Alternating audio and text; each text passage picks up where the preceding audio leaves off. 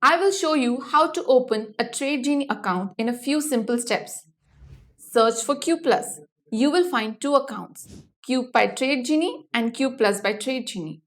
Opt for install Q+ by tradejini. Once the app is downloaded, you are now ready to sign up. Well, it's an easy online process.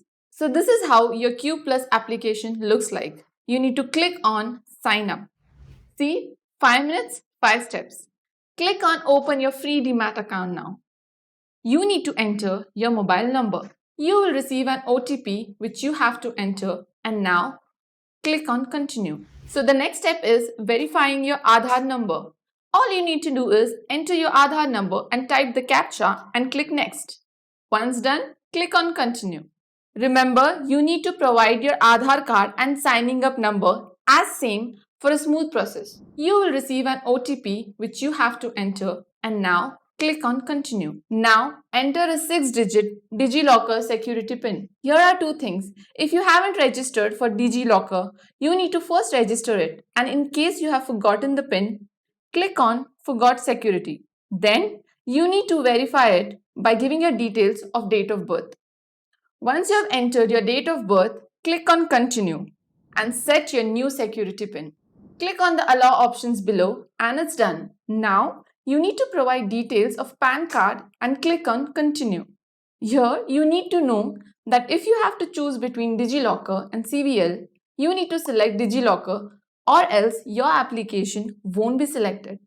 Next, you will see the different options to choose the segments.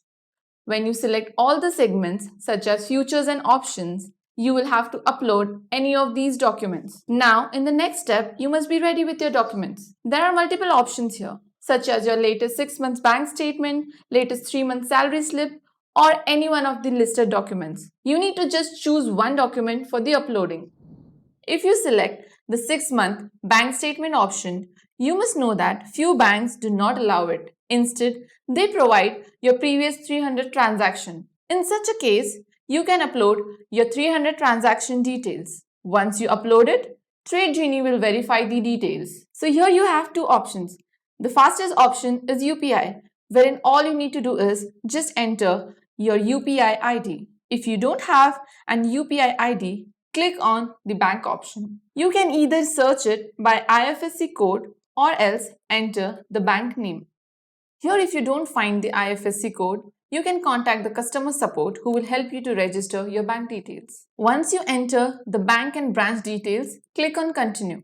The app will now take you to the next step for additional information. You have to choose one answer for multiple questions, which are your trading and investment experience, then your marital status, your occupation, and are you related to a political exposed person.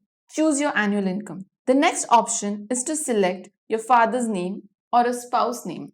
After you enter your father's name, click continue. For the nominee, enter the details as you wish. You can also choose not to nominate by selecting the option skip.